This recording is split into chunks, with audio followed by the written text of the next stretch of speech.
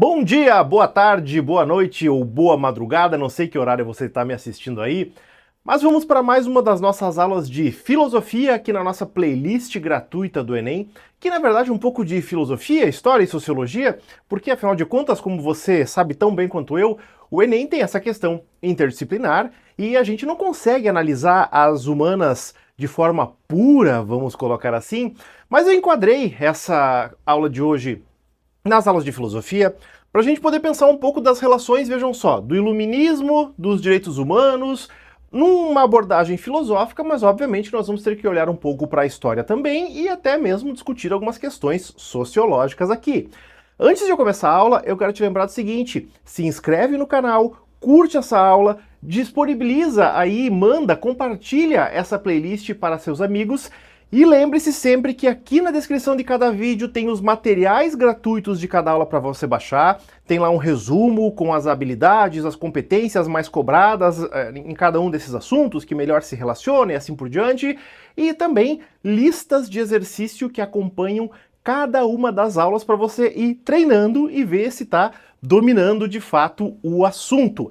Além disso, fazer uma propagandinha aqui, ainda aqui embaixo tem o link para dois produtos que eu ofereço também, que é o Glossário das Humanas no Enem, que é um e-book com os 15 conceitos mais cobrados de história, os 15 de filosofia e os 15 de sociologia. São os conceitos que mais aparecem nas provas do Enem nos últimos 12, 15 anos e que estão ali explicados e listados para você. Além disso, também tem o Clube das Humanas do Enem, que é uma plataforma com mais materiais para você se aprofundar, mais cadernos de questões e também um grupo onde você vai entrar e toda semana nós temos plantão ao vivo para você poder tirar as suas dúvidas sobre a prova do Enem. E isso aí tudo você consegue com um pagamento único, tá? O clube, tanto o Clube das Humanas como o Glossário também, beleza?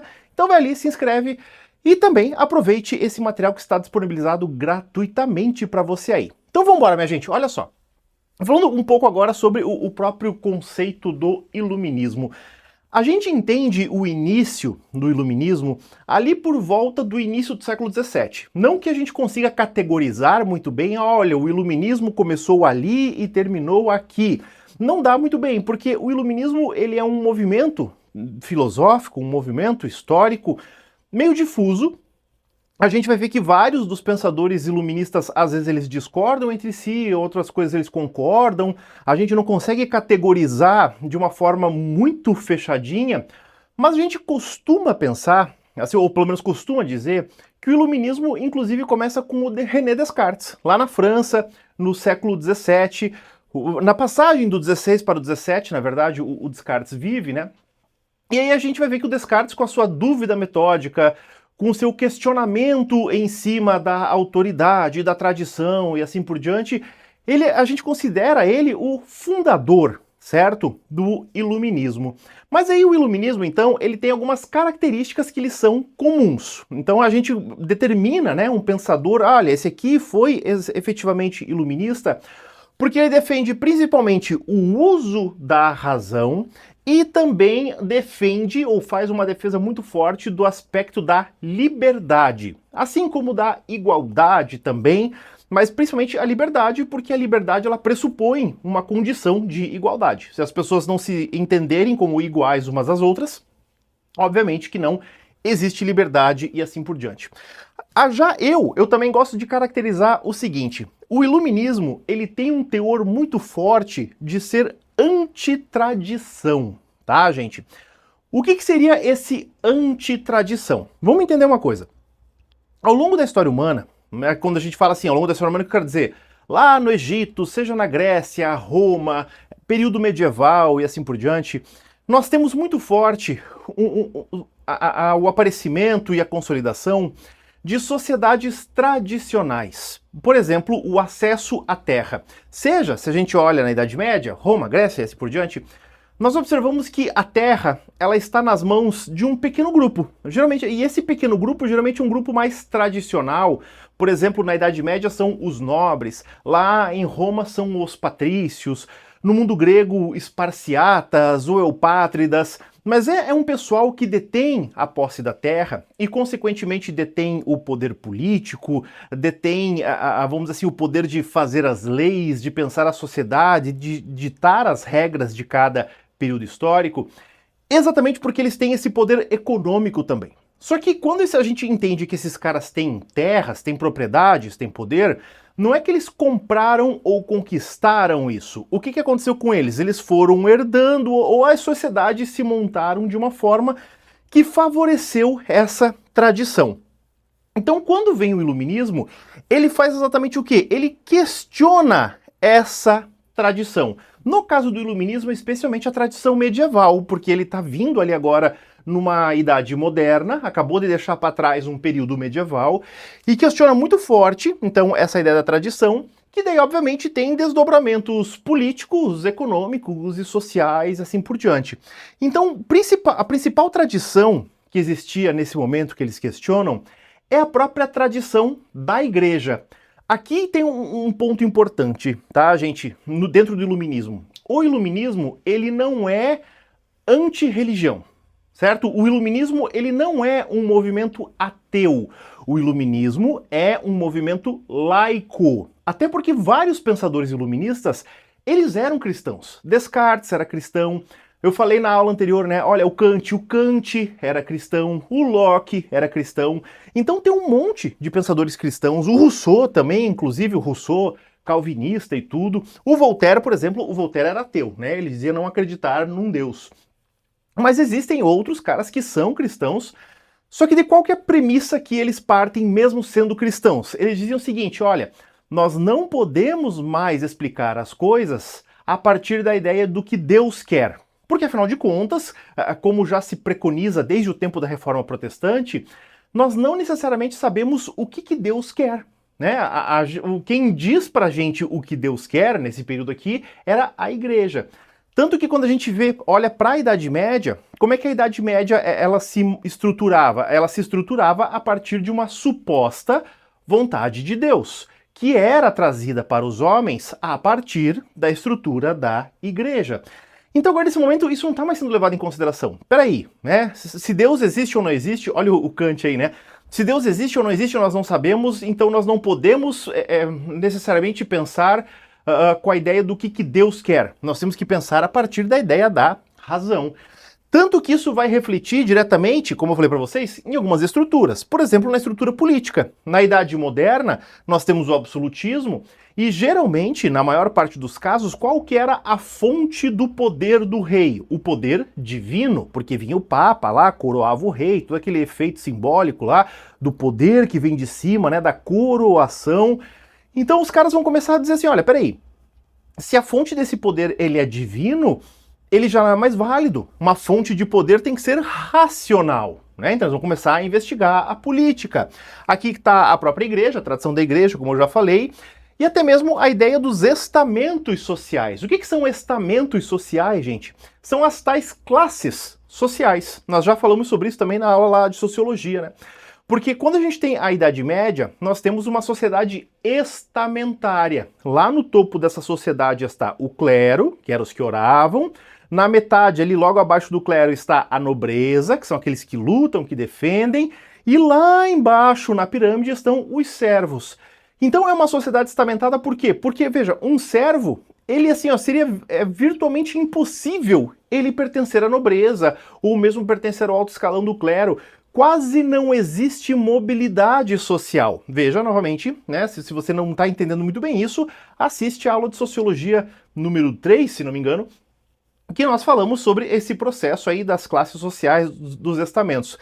Então, e por que isso acontecia, né? Por que um nobre era nobre? Porque ele era filho do nobre, neto do nobre, bisneto do nobre, ou seja, isso era hereditário, baseado na tradição. Então a tradição também vai atingir isso aqui, né? Eles vão falar assim, olha, peraí, como assim só porque o cara nasceu de uma pessoa, ele herda os títulos, herda a terra, o que ele fez por merecer isso? Até percebam uma coisa, né? A filosofia iluminista, ela é uma filosofia bastante individualista. Não individualista no sentido de egoísmo, tá, gente? Não é isso, não é que preconizava o egoísmo. Isso vem depois, inclusive, né? Essa visão individualista vai vir mais tarde. Mas aqui é o seguinte, peraí, né? Nós temos que pensar em cada indivíduo separadamente, porque afinal de contas, se tem que ter liberdade, tem que ter igualdade entre as pessoas, e por isso que faz a crítica e faz o questionamento em relação a essa divisão social tal qual nós observamos, como eu falei para vocês, no período medieval, mas também de formas um pouco diferentes, mas muito semelhantes, no mundo grego, no mundo romano e assim por diante. E além de tudo, a gente tem que pensar o seguinte, que o movimento iluminista, ele também reflete até os dias de hoje, aqui ó, na atualidade, especialmente quando nós pensamos no quê? Na política e na sociedade. Né? Em outros ramos também, obviamente, mas principalmente nesses dois. Tanto que os modelos que nós temos aqui no Ocidente, por exemplo, de democracias liberais, democracias representativas, ou mesmo sistemas de governo dividido em executivo, legislativo, judiciário, tudo isso, gente, é herança do iluminismo. Claro que sofre transformações, vão se adaptando com o tempo e assim por diante, mas a herança está aqui, a raiz disso tudo está aqui e a própria sociedade. Hoje em dia, se uma pessoa nasce numa determinada família, não necessariamente ele tem algum direito a mais do que os outros. Ah, mas Ferrari no Brasil, o rico sempre tem mais direitos e existe a noção de privilégio. Sim, mas aí é uma questão financeira e não mais uma questão ideológica, como era na Idade Média. Porque, por exemplo, na Idade Média, se um nobre, né, tinha muitas terras, era muito rico, aquela coisa toda, tinha muito exército, muita força política, aí ele tem um filho. O filho, ele poderia simplesmente esquecer tudo aquilo, era um péssimo administrador, não queria saber de nada daquilo, mas em hipótese nenhuma ele iria perder a terra, né? Então, porque não é do esforço individual. Porque hoje, se uma pessoa tem uma grande empresa, um grande comércio, e aí o filho herda, tudo bem, ele herda, né? Porque isso faz parte da lei. Mas se o filho não souber cuidar daquilo, ele pode perder tranquilamente. Na Idade Média, não, né? Se um filho de um nobre ele recebe uma terra, reinado, ele dificilmente vai perder aquilo. A não ser que ele se enfie numa guerra e seja conquistado, mas novamente, por um erro individual dele, por alguma coisa assim, não, por quê? Porque a tradição faz a manutenção dos bens, dos poderes. Hoje em dia já não é mais assim. Hoje em dia está muito mais ligado ao esforço, ou pelo menos às ações do indivíduo. Melhor não usar muita palavra esforço aqui para a gente não confundir e não ir para uma meritocracia, né? Vamos lembrar que aqui nesse canal nós não acreditamos em meritocracia, beleza? E aí aqui, gente, eu peguei, claro que tem assim muitos mais pensadores, mas os três principais, os três que mais aparecem lá na prova do Enem relacionado a esse contexto, que é o Montesquieu, o Voltaire e o Rousseau. Inclusive, um negócio interessante aqui, tá? Porque a gente fala assim, essa coisa de questionar a nobreza, questionar os estamentos, mas nós tínhamos alguns nobres que eram iluministas. Inclusive, o próprio Montesquieu é o barão de Montesquieu, ele era da nobreza, mas ele é o cara que preconiza a ideia da separação de poderes, né? Ele vai dizer assim, olha, peraí, para o melhor funcionamento do Estado, seria interessante que nós tivéssemos 3 poderes separados. Não é que ele inventa isso, mas ele meio que organiza a coisa toda. E o que seria essa ideia dos 3 poderes? Ah, eu sei, Ferrari, o executivo, o legislativo e o judiciário. Sim, você sabe, mas como sempre, nós não vamos decorar, nós vamos entender. Na época do absolutismo, o rei, ele concentrava poderes totais, ou poderes absolutos, por isso o absolutismo. Ou seja, o rei era quem decretava uma lei, era quem mandava, quem, vamos dizer assim, executava aquela lei, e o rei, inclusive, ele podia se intrometer em assuntos do judiciário, né? Não é que o rei também fosse juiz, embora pudesse sê-lo. Você já deve ter visto filmes, por exemplo, onde existem criminosos ou algum problema e as pessoas correm para o rei. E aí o rei dizia assim, ó, então manda prender o fulano. O rei falava assim, tem que ir lá aplicar a pena tal, porque o rei também tinha a função do poder judiciário, inclusive. Tanto que, na verdade, no absolutismo não existia essa noção de executivo, legislativo e judiciário. Depois de um tempo, vem o Locke, vamos lembrar do Locke, o Locke fala, né, a gente viu a aula sobre os contratualistas também, ele fala assim, olha, seria interessante que tivesse um poder para controlar o poder do rei, um poder que legisle sobre o poder do rei.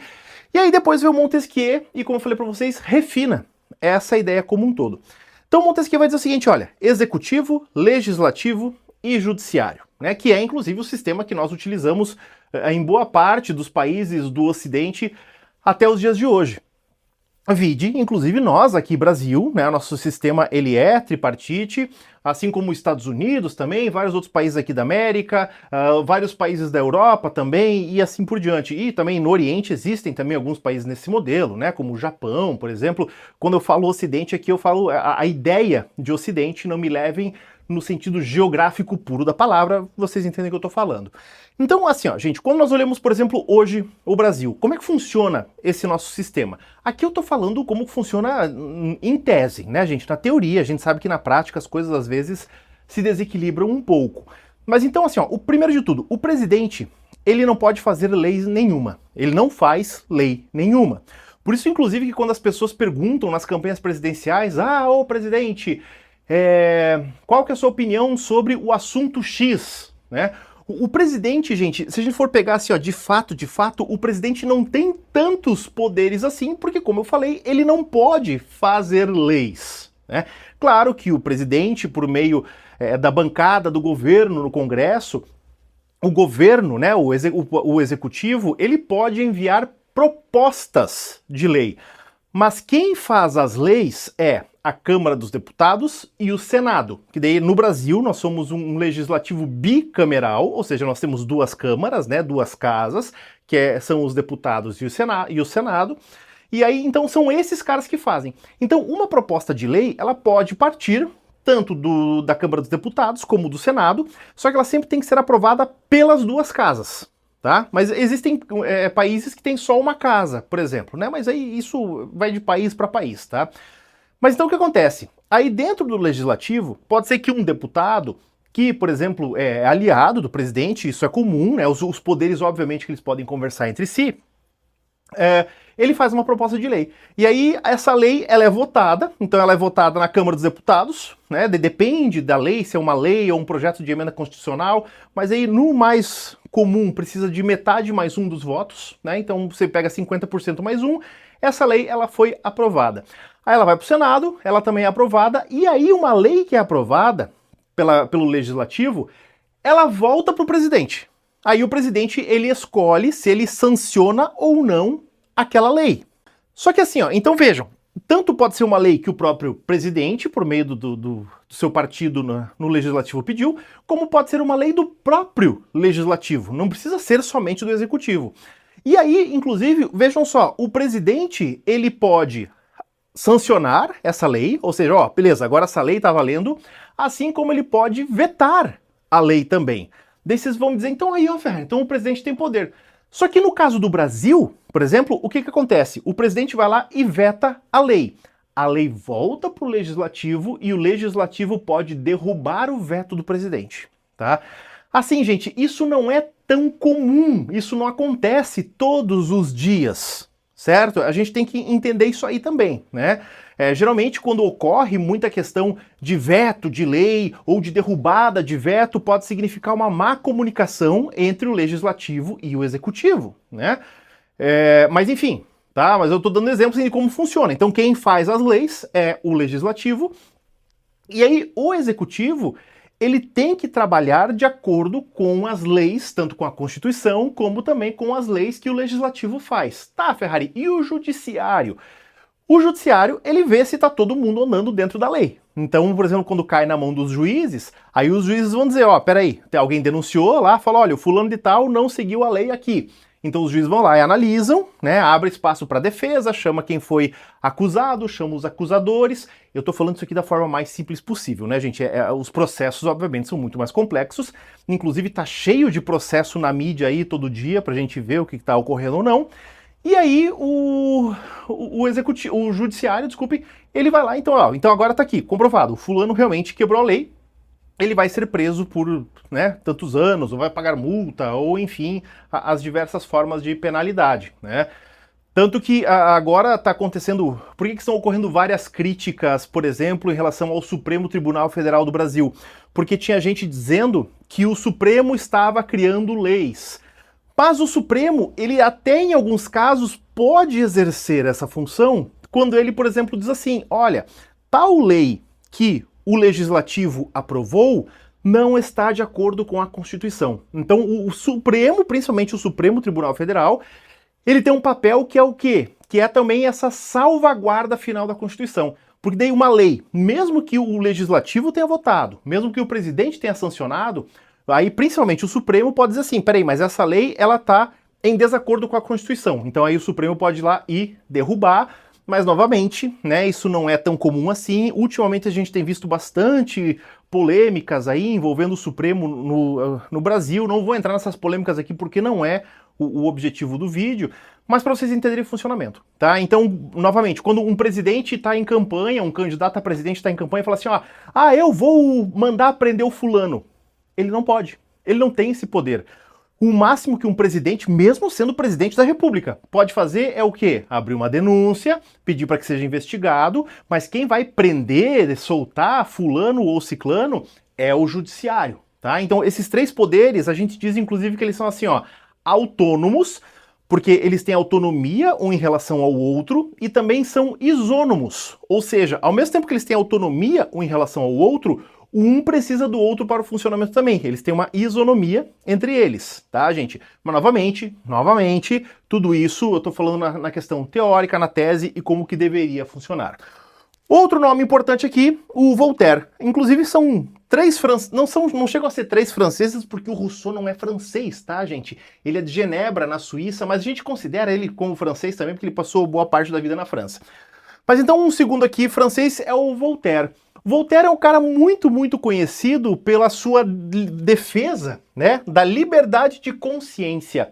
Mas, Ferrari, não é liberdade de expressão? Sim, mas eu gosto de usar o termo liberdade de consciência porque ele já inclui a liberdade de expressão, a liberdade religiosa, a liberdade de imprensa, tá? Envolve tudo isso, né? Então, a liberdade de consciência. Tanto que tem uma frase que é muito famosa, né? Olha, posso não concordar com nada do que dizes, mas defendo até a morte o seu direito de dizê-lo. O Voltaire nunca falou isso, mas, vamos dizer assim, essa frase sintetiza exatamente a questão do Voltaire. Olha, você tem a sua liberdade de expressão. Claro que daí, inclusive, esse desenvolvimento da ideia de liberdade de consciência e expressão do Voltaire, quando ele está falando sobre isso, ele se relaciona, né, a ideia da igreja também, porque a igreja ali está perseguindo dissidentes, perseguindo pessoas que não concordavam, então o Voltaire ele faz essa crítica, né, à igreja, mas também de forma geral. Inclusive, outro ponto importante do Voltaire é a crítica ao fanatismo religioso. O Voltaire ele não era contra a religião, né? A gente vê em alguns textos, inclusive, que ele elogia a religião dentro de determinadas possibilidades. Ele não é contra a religião.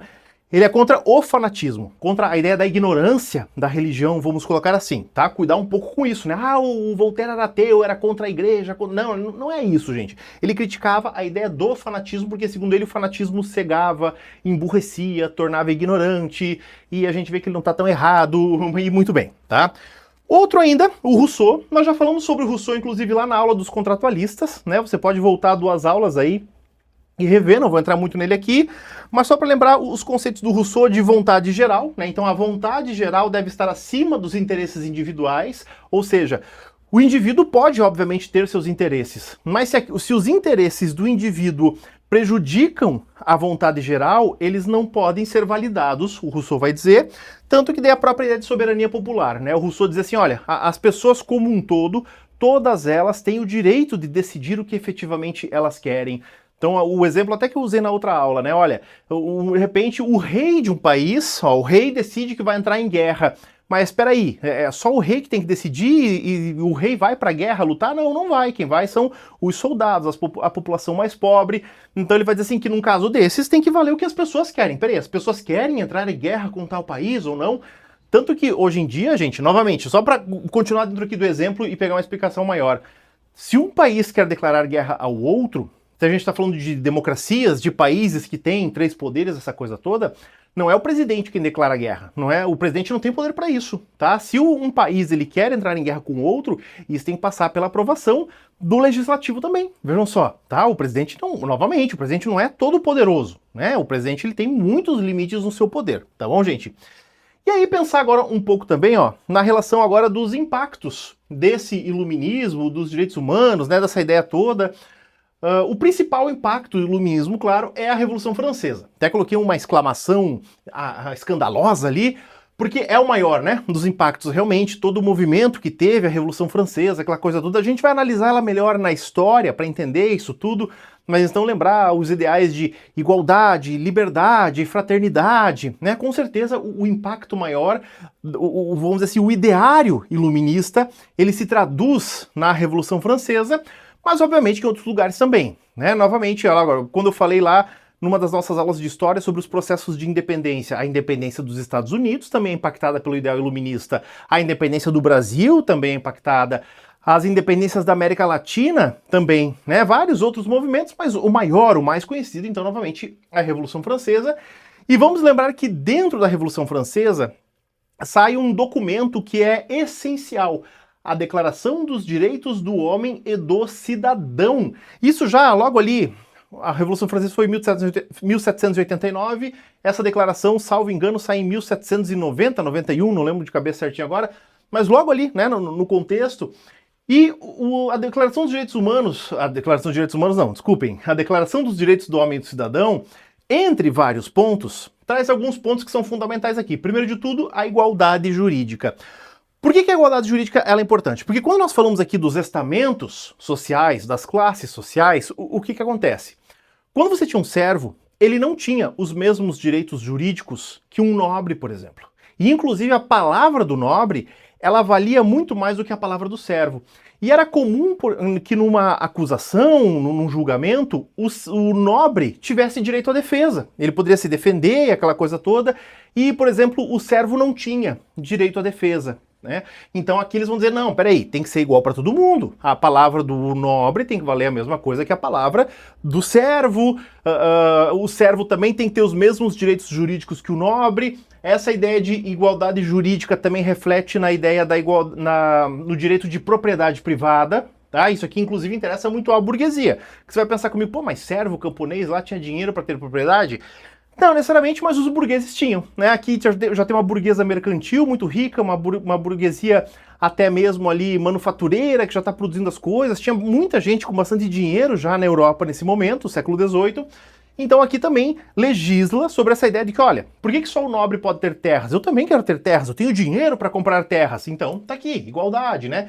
E as próprias liberdades individuais, que também está dentro daqui, né? Da igualdade jurídica.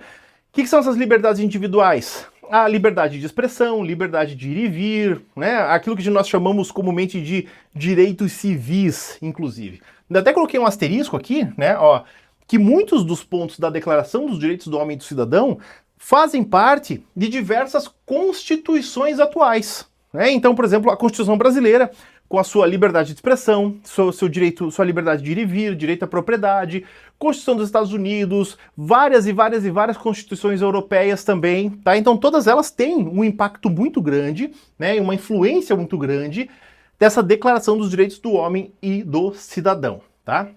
E aí, nos dias de hoje, onde que nós ainda vemos impacto dessas discussões? Também em vários lugares, como eu falei, até mesmo nas constituições, né, da promoção de direitos, assim por diante, mas nós enxergamos também nas discussões que rolam na ONU, daí principalmente naquilo que a gente diz respeito aos direitos humanos. A Declaração de Direitos Humanos, gente, ela vai ser redigida em 1948, 3 anos depois da Segunda Guerra Mundial, especialmente após ali os impactos dos acontecimentos lá do Holocausto, na Alemanha, aquela coisa toda, né? E daí depois o pessoal vai falar e falar assim, peraí, vamos formular uma carta de direitos que sirva para toda a humanidade. E isso seria a ideia, então, dos direitos humanos, né? Porque o direito humano, ele está ancorado na ideia da dignidade humana. Olha, isso aqui é para todo mundo, seja rico, pobre, homem, mulher, negro, branco, asiático, enfim, não interessa, né? Não interessa a religião, não interessa a cor, não interessa o gênero, não interessa nada disso. Toda pessoa, ela deve ter determinados direitos que lhe são sagrados, lhe são individuais, né? Que são, então, essa é a ideia dos direitos humanos, que é, obviamente, que um reflexo ainda, uma consequência desse movimento iluminista e de todas essas discussões que se arrastam lá desde o século XVII. E claro que isso também enfrenta desafios. Até fiz um separadinho aqui, os desafios, né? Que tudo isso enfrenta, isso aqui são desafios do século XXI, tá? Questões como censura, por exemplo, né? Se fala muito hoje em dia sobre censura, governos que proíbem mídias sociais, só que obviamente que as mídias sociais também têm seus mecanismos internos de censura. A gente vai ter uma aula para falar sobre mídias sociais, pensar isso sobre uma reflexão mais atualizada. Desigualdades econômicas e sociais. Então aqui também faz muito sentido isso que a gente estava falando antes. Tá, mas o fulano ele é pobre, né? Então o pobre nunca vai ter a mesma chance que o filho do rico. Sim, não tem mesmo. Novamente, a gente discutiu isso em algumas aulas anteriores, quando a gente falou lá sobre o Bourdieu, sobre a ideia do capital cultural, a meritocracia. Então as desigualdades econômicas, elas são sim um grande entrave aos direitos humanos. E, claro, também a própria noção do autoritarismo. A gente vê que vários países estão, escolhendo caminhos autoritários e assim por diante, que obviamente que o autoritarismo também é um problema, porque dentro dos direitos humanos, quando nós falamos aqui na liberdade de consciência, liberdade de expressão, também a liberdade política. As pessoas elas devem ter o direito, sim, de discordar de um governo, não de derrubar um governo simplesmente por qualquer motivo, não é isso, mas eu posso, obviamente, discordar. Ah, o presidente lá tomou uma medida que eu achei ruim. Eu posso ter todo o direito de falar sobre isso. Olha, eu achei ruim, eu não gostei, né? Mas obviamente que isso tudo, né, gente, pelo amor de Deus, dentro da lei, né, dentro da Constituição, dentro das possibilidades.